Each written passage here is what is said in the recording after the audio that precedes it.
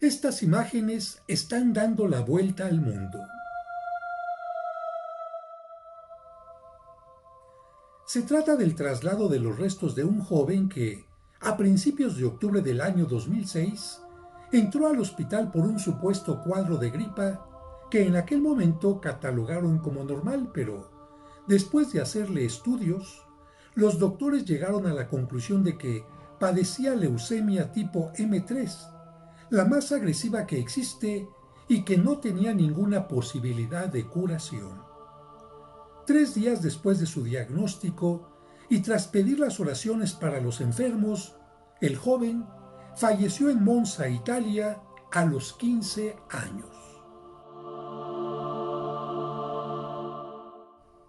Las imágenes muestran el traslado de sus restos por varias iglesias de Asís hasta llegar al Santuario del Despojo, lugar donde San Francisco renunció a los bienes de su padre terreno para ponerse en las manos de su Padre Dios.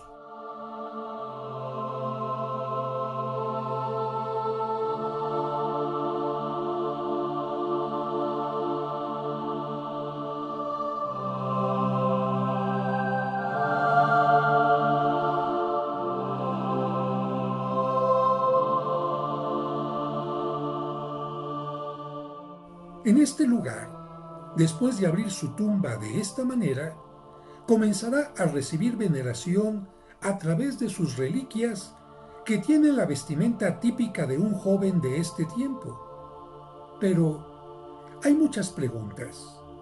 ¿Quién fue este joven? ¿Qué es el proceso de beatificación?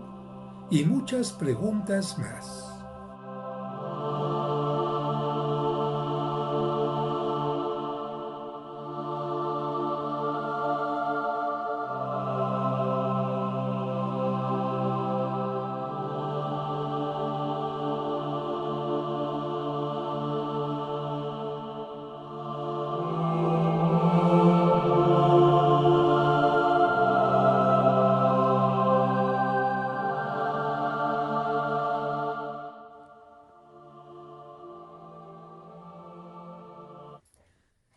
¿Qué tal, amigas y amigos?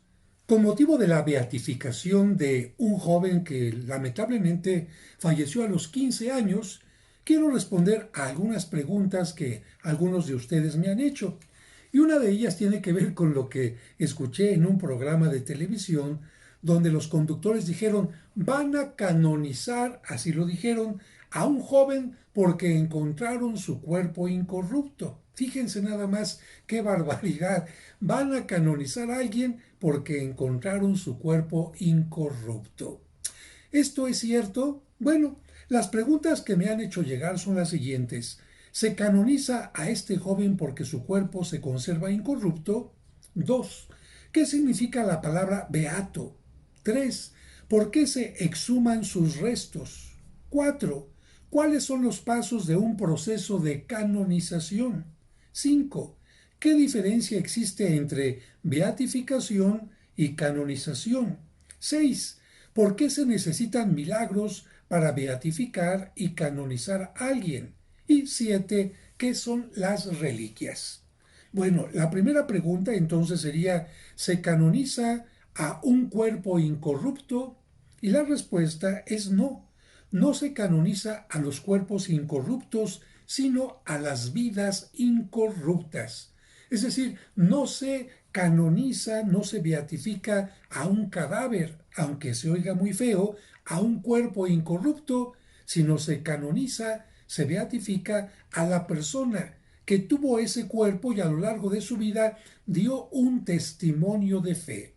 Dicho de otra forma, no se necesita que el cuerpo de una persona permanezca incorrupto para que pueda ser beatificada o canonizada. Esto significa que hay muchas personas, muchos santos y santas, que su cuerpo, como es normal, se desintegró, se convirtió primero en huesos, después se fue convirtiendo en polvo, y no por eso hubo impedimento para que se consideraran santos, porque te repito, la santidad de la persona no está en sus restos, sino está en la forma de vida que haya tenido en este mundo. Y por supuesto que si en algún caso Dios permite que algunos cuerpos se mantengan incorruptos, como el de San Charbel, como algunos más, es quizás porque Dios a través de esos cuerpos quiere hablarnos de la vida eterna y de la resurrección de los muertos. Así que ese es un punto que queda respondido hasta el momento. Segundo punto, ¿qué significa la palabra beato? Bueno, miren, para esto y para hablar del proceso, voy a unir las dos preguntas.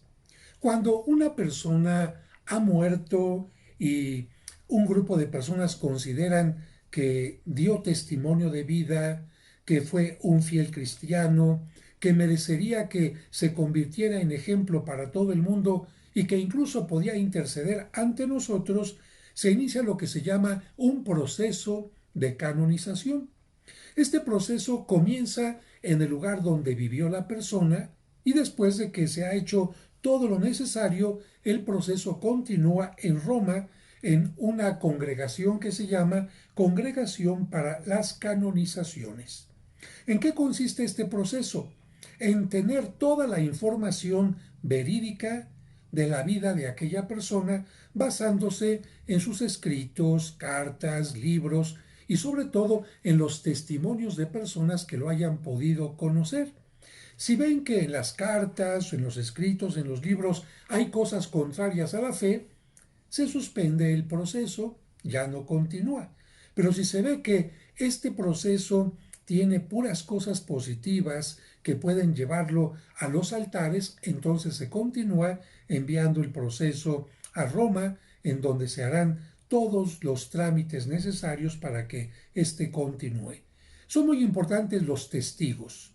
Y además de los testigos, es importante que exista una persona que le llaman popularmente el abogado del diablo. ¿Por qué? Bueno, pues porque en un grupo que quiere canonizar a alguien, seguramente hay muchos de sus fieles, de sus admiradores, de sus amigos, pero todo esto es lo que forma la vida de una persona. El Vaticano dice, y también la lógica, no, seguramente tuvo algunas cosas malas. ¿Qué tal que las cosas malas sean más que las buenas? ¿Qué tal que mucha gente está presentando solamente lo positivo, pero también hay cosas negativas?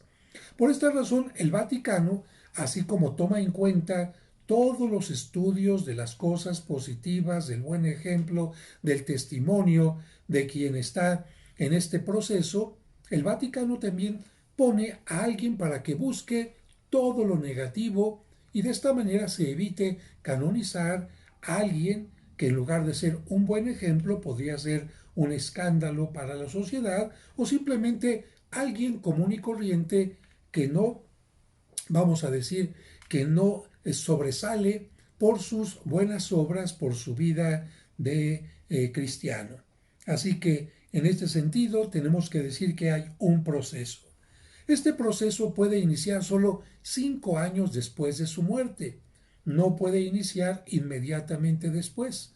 Hay que dejar que se enfríen los ánimos, porque, por ejemplo, cuando falleció Juan Pablo II, toda la gente decía, ya queremos que sea santo. No, no, no, no, no. Hay que esperar que se enfríen los ánimos y hacer las cosas en forma fría, en forma adecuada. 5 años después de su muerte. Una vez que la persona que está en proceso se considera alguien que ha vivido de acuerdo a la fe cristiana como un ejemplo, se le llama siervo, siervo de Dios.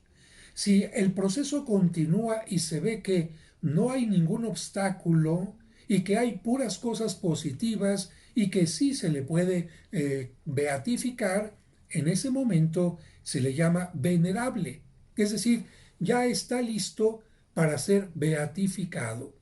Sin embargo, para que sea beatificado hace falta un milagro, y ahorita te voy a hablar de por qué el milagro, y para que sea canonizado serán necesarios 2 milagros. Muy bien, entonces ya llevamos el proceso, se hace la inscripción dentro del grupo de personas que van a ser canonizadas. Si el proceso avanza, se le llama siervo, Si el proceso sigue avanzando, se le llama venerable. Si llega a hacer un milagro, se la llamará beato. Y si llega a realizar dos milagros, se llamará santo.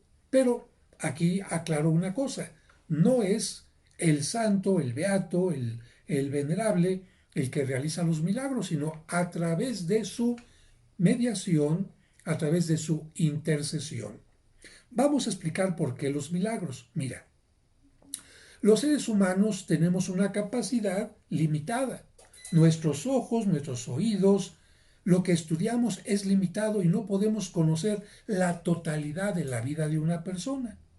Imagínate que una persona tiene magníficos escritos, su correspondencia impecable, sus predicaciones increíbles, su forma de vivir, verdad, intachable, pero sin embargo, detrás de todo aquello hay algo que la persona pudo haber escondido.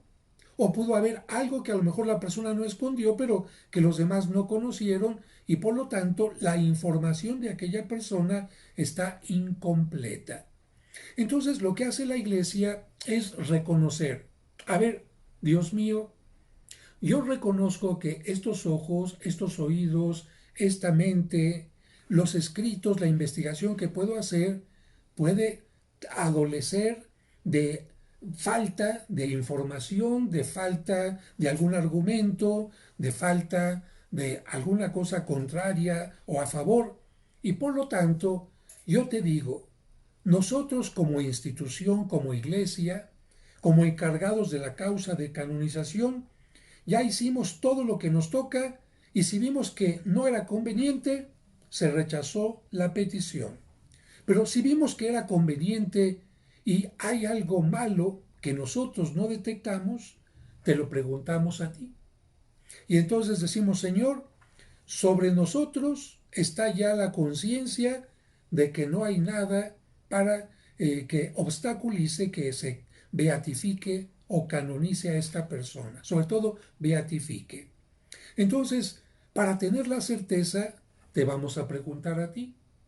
Vamos a decirte, Señor, la parte terrena ya está hecha. Ahora tú dinos a través de una señal, a través de un milagro que tú puedes hacer, si esta persona merece, es conveniente, es adecuado que sea beatificada. Es por eso que cuando una persona es declarada sierva, las personas que están encargando del proceso empiezan a divulgar su fotografía, su vida, para que la gente, a través de ella, de él, pida un milagro a Dios. No puede ser un milagro compartido. Por ejemplo, San Charbel y tú que a lo mejor eres beatificado, te lo pido. No, porque entonces ya no sabemos cuál intercesión fue la que funcionó, si la de San Charbel o la de la persona candidata. Tiene que ser exclusiva y directamente la persona candidata a la quien se le pide la intercesión, la mediación para recibir este milagro. Si el milagro se recibe, entonces Dios ya respondió. No le podemos hablar por teléfono, ni por WhatsApp, ni por Twitter, ni por Facebook, ni por todo eso, pero a través de este milagro Dios nos ha dicho, yo estoy de acuerdo. Claro, el milagro no puede ser una cosa sencillísima, no, el milagro tiene que ser algo comprobado incluso científicamente y sobre todo si es algo que se refiere a la salud, un milagro que médicamente no tendría solución. Es decir, si algún médico dice, no, esto es normal, el proceso iba así, esto no se considera milagro. Tiene que ser un milagro que los propios médicos digan, ah, caray, no encontramos una solución lógica, no encontramos una solución médica, no encontramos una solución psicológica para que esto se haya realizado. Muy bien, entonces un milagro para que alguien sea beatificado y si Dios quiere que el proceso llegue a algo más, entonces dos milagros para que sea canonizado. ¿Cuál es la diferencia entre beato y santo? Mira, vamos a decir que La palabra beato permite que una persona sea venerada y reciba culto únicamente en el lugar donde vivió, en el grupo, en la comunidad, en el país donde se le conoció. Hasta ahí. Ah, pero quiero que se le venere en otro país. No. Ah, es que quiero que se le venere en todo el mundo. No. Una persona beatificada únicamente puede ser honrada, venerada, especialmente y únicamente en el lugar donde prestó su servicio, donde se le conoció. En cambio, cuando una persona ya a través de ella se realizan dos milagros, esto significa que Dios permite, que Dios quiere que esta persona entre en una lista de los mundialmente ejemplares, de los mundialmente reconocidos, de los mundialmente venerados. Y como la palabra canon significa lista, meter a alguien en un canon, en una lista, significa llamarle una persona canonizada, y a esta persona canonizada se le da el título de santo. Creo que con esto que te digo queda claro: beato, un milagro; santo o canonizado, dos milagros; beato, culto a nivel regional; y santo, culto a nivel internacional, a nivel mundial. Muy bien. En este caso de este joven, se trata de una de las beatificaciones más rápidas que se han aprobado, ya que solo han pasado 14 años de su muerte. Y bueno, ¿por qué lo rápido? Porque el estudio arrojó información rápida, pronta, arrojó información verídica, correcta, los testimonios. Y bueno, también tenemos que decir que en los últimos años los procesos han sido más rápidos, porque imagínate antes, para que llegara una carta de México hasta Roma, para que de Roma contestaran la carta y llegara, para que se invitara a algún testigo y fuera a dar su testimonio, para que el testigo recibiera la carta y regresara y contestara. Bueno, qué complicado. En cambio ahora, una información, un correo electrónico ya llegó, el mismo día, quizás en la misma hora, ya regresó la pregunta, el archivo no hay que mandarlo a través de barco o de avión, correo electrónico, ya llegó el archivo, ya llegaron las imágenes, las grabaciones. Qué rápido, estamos en una era totalmente digital. Bien, siguiente punto. ¿Por qué se sacan los cuerpos? ¿Por qué se exhuman los restos de las personas que están en este proceso para ser exhumadas? Bueno, ¿por qué se exhuman? ¿Por qué? Porque cuando a una persona se le reconoce ya como beato, se pide que sus restos estén en un lugar para su veneración. No se considera adecuado que al santo se le vaya a venerar al cementerio, sino que sus reliquias sean llevadas a una capilla donde vivió, a una capilla que es representativa por su obra, alguna parroquia, alguna catedral, y por eso se exhuman los restos. Y es en ese momento, cuando se exhuman los restos, que se tiene que hacer una comprobación de que son los restos. Van personas, testifican que afuera está la lápida, el epitafio, los documentos de que fue enterrado ahí en tal fecha, testigos, y bueno, también se tiene que abrir el ataúd para ver que se encuentra ahí el cuerpo, que no ha sido extraído antes, que no ha sido robado, porque lamentablemente el robo de reliquias también se ha dado en algunos lugares. Pero bueno, en este caso, cuando se abre el ataúd, es cuando se constata si el cuerpo ha tenido un proceso ordinario de descomposición, o se admiran las personas de que el cuerpo esté incorrupto, es decir, que no se haya deshecho y que se mantenga en un magnífico estado. Atención, no se puede considerar a un cuerpo incorrupto si estuvo en proceso, vamos a llamarle así, de momificación, no el proceso de momificación egipcia, pero sí un proceso que impide que se empiece, vamos a decir, a pudrir. Se oye fea la palabra, pero es la realidad. Se empiece a pudrir y por lo tanto se le extraen las vísceras. Tú sabes que en la momificación de Egipto precisamente era uno de los primeros pasos. ¿Por qué? Porque las vísceras es lo primero que se empieza a descomponer, lo primero que explota, lo primero que se deshace, y con esto viene lo que llamamos la corrupción. Entonces, si a un cuerpo, como en Egipto, se le extraen las vísceras y el cuerpo se mantiene en buena forma, bueno, ya aquí no podemos hablar de una incorruptibilidad natural o sobrenatural. ¿Por qué? Porque se hizo un proceso contrario a lo que la naturaleza realiza. Otra cosa que impide que un cuerpo se considere incorrupto es todo tipo de inyecciones que evitan, retrasan el proceso de corrupción. Actualmente en los velatorios, sobre todo en Estados Unidos, donde para sepultar a una persona tardan varios días, ¿qué hacen para que el cuerpo no se empiece a descomponer, para que no empiece a oler mal? Le inyectan determinados elementos químicos y el cuerpo se mantiene un tiempo sin deterioro. Si un cuerpo se comprueba que ha tenido este proceso, tampoco se puede considerar un cuerpo incorrupto en forma natural o sobrenatural, y se tiene que informar de estos procesos que ha tenido. Pero si el cuerpo aparece incorrupto, ah, caray, entonces, pues la iglesia, los que están haciendo este tipo de investigaciones, lo tienen que declarar y decir en qué estado se encuentra especialmente. Los restos de este joven se encontraron en magnífico estado y por eso se llama un cuerpo incorrupto, no obstante que sufrió lamentablemente esta enfermedad que fue acabando con su vida y que lo normal sería que también hubiera ido acabando con su cuerpo.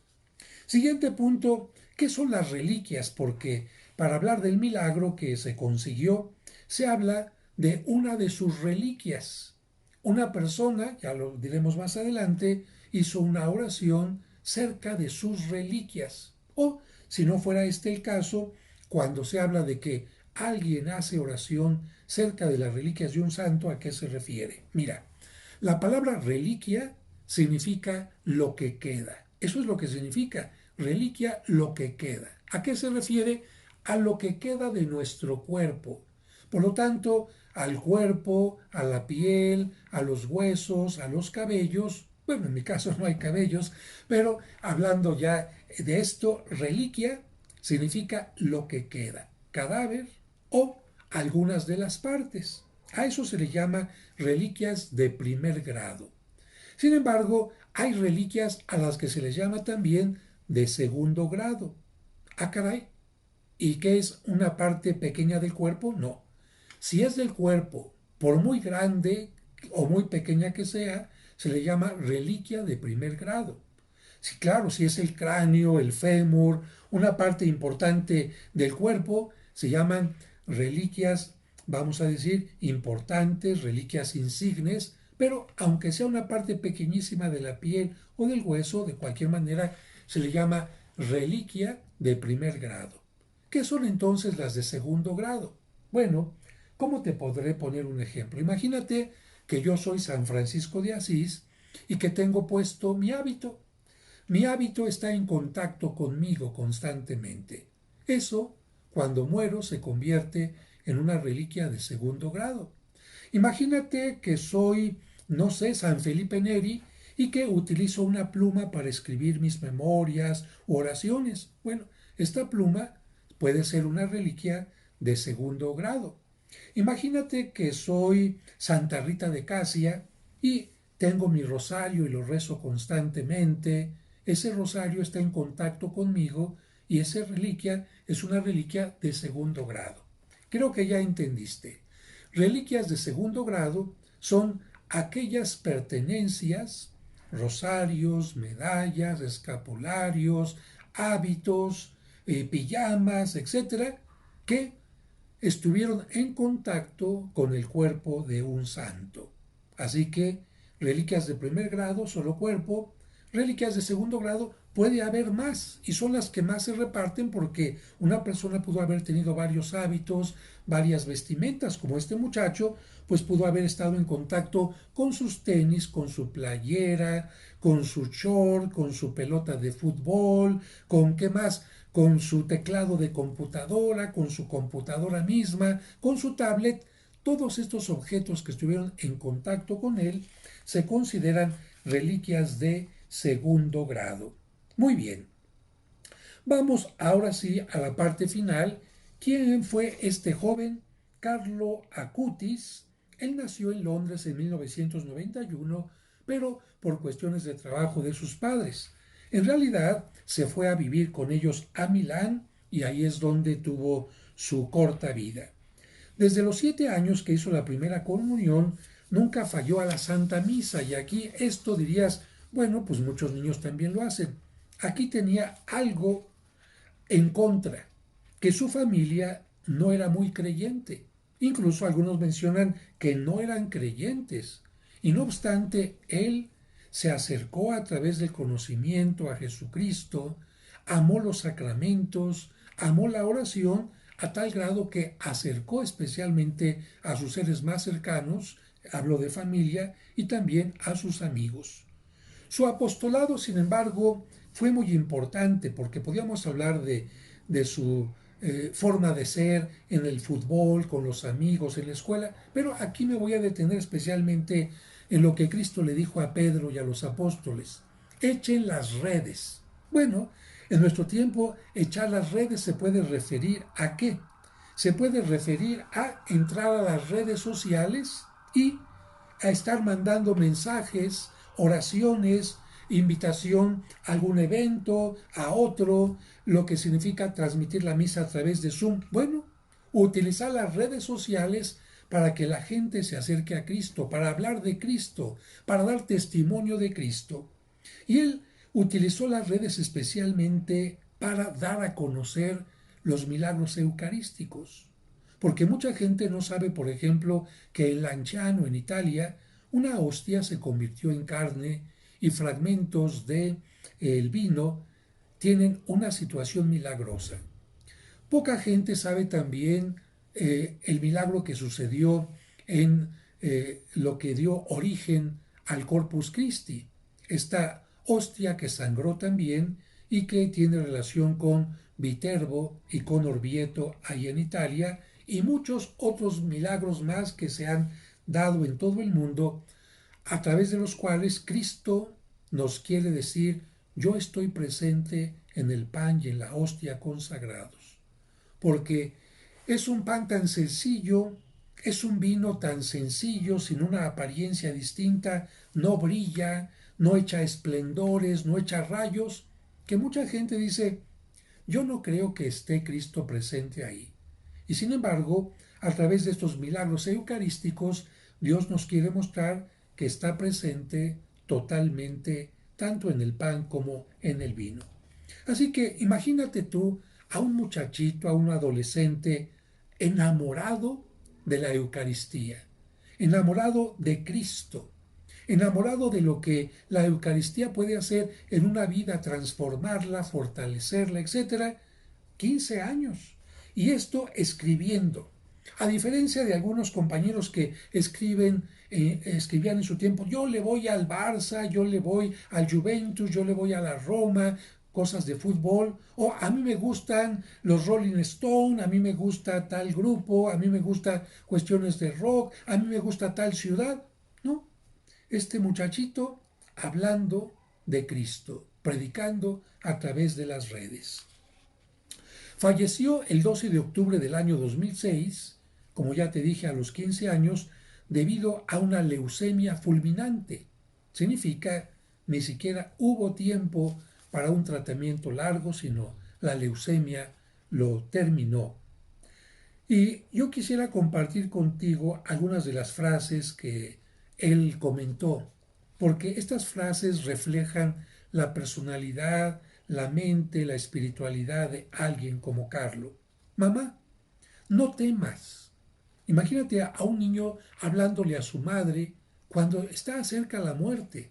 La mamá te la imaginas llorosa, triste, ¿qué va a pasar? Y él diciéndole, para confortarla, mamá, no temas, porque con la encarnación de Jesús, la muerte se convirtió en vida y no hay necesidad de escapar. Con la vida eterna nos espera algo extraordinario. Fíjate, él sabía que después de esta vida tendría una vida extraordinaria. Después, otra frase, nuestra meta debe ser el infinito, no el finito. El infinito es nuestra patria. Desde siempre el cielo nos espera. Un mensaje importante para los jóvenes de su edad y de todo tiempo, porque muchos jóvenes lo que tienen en mente es la meta de lo finito, lo que se acaba. Mi celular ya pasó de moda, mi ropa ya pasó de moda, este antro ya pasó de moda, esta bebida ya pasó de moda, el cine ya pasó de moda, esta persona famosa ya pasó de moda. No, Carlos nos dice, nuestra meta no debe ser lo finito, lo fugaz, lo pasajero, sino tiene que ser Dios, la vida eterna. Y después tiene otra frase que nos habla de qué era la Eucaristía para él. La Eucaristía es mi autopista para el cielo. Bueno, Cristo dijo, yo soy el camino, la verdad y la vida, y un joven como él adapta esta frase seguramente y dice, la Eucaristía, cada vez que comulgo es como si me subiera a mi auto y a una velocidad adecuada me voy acercando cada vez más hacia el cielo en una autopista, sin tropiezos, sin complicaciones, porque aunque tuvo tropiezos y complicaciones como la enfermedad, con la comunión él sintió que todo se allanaba. Y otra frase que se hizo muy popular es, todos nacen como originales, pero muchos mueren como fotocopias. Ah, caray. Y Jesús nos da los sacramentos para no morir como fotocopias. ¿Qué es una fotocopia? Una copia de algo que ya existe. Y nos dice Carlos, todos quieren, no sé, vivir imitando a alguien, imitando a alguien, imitando, y no son ellos mismos, con su propia particularidad, con sus propias características, con su propia forma de ser, claro, siguiendo un ejemplo, pero en una forma original. Y creo que esta forma original de Carlos fue importante. El Papa Francisco lo declaró venerable en el verano del 2018, significa todos los estudios, los procesos van muy bien, ya es venerable, ahora esperamos solamente el milagro, y lo señaló como un ejemplo para todos los jóvenes, con una exhortación que hizo el Papa después del sínodo dedicado a los jóvenes que se llamó Christus Vivit, diciendo el Papa Francisco, este joven supo utilizar las nuevas técnicas de comunicación para transmitir el Evangelio y comunicar valores y belleza. Esto es lo fundamental de por qué es santo. Porque mucha gente piensa que para ser santo hay que echar resplandores, hay que caminar sobre el agua, hay que hacer milagros. No, no. Para ser santo hay que vivir simplemente la vida cristiana que Dios nos pide en la casa, en el trabajo, en la escuela, donde sea. Ahí es donde uno puede ser santo. Si escuchas un poquito de ruido es porque está empezando a llover y estoy aquí en la oficina de mi parroquia en donde se meten todos los ruidos. Pero ya estamos terminando.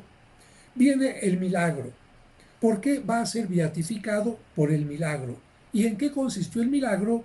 La curación inexplicable, científica y médicamente, ocurrida el 12 de octubre del año 2013 en Campo Grande, en Brasil, donde vivía un niño sudamericano que nació con una malformación congénita del páncreas. Fíjate, un problema de nacimiento. Órgano que en el niño estaba prácticamente dividido en dos. Los médicos decían que solo una cirugía compleja y muy peligrosa podía haber eliminado el problema, pero la cirugía nunca se realizó. ¿Por qué? Porque el niño se recuperó después de una oración especial celebrada por un sacerdote en presencia de una reliquia de Carlos. Así que la oración de un sacerdote ante una reliquia. Reliquia de primer grado o de segundo. No fue de primero, por lo tanto no fue cerca del cuerpo, porque si esto fue en Brasil, imagínate, de Brasil hasta Italia, cómo iba a viajar el niño. Además, estaba sepultado Carlo todavía en aquel entonces. Bueno, así que una reliquia de qué? De segundo grado. ¿Qué vestimenta se te ocurre a ti que fue esta reliquia? Fue un trozo de su pijama. Fíjate nada más, qué interesante. Y bueno, tenemos que decir que cuando muere el 12 de octubre del año 2006, Carlo eh, es sepultado, pero al ser exhumado se tiene que colocar en un lugar donde vaya a recibir la veneración de los fieles.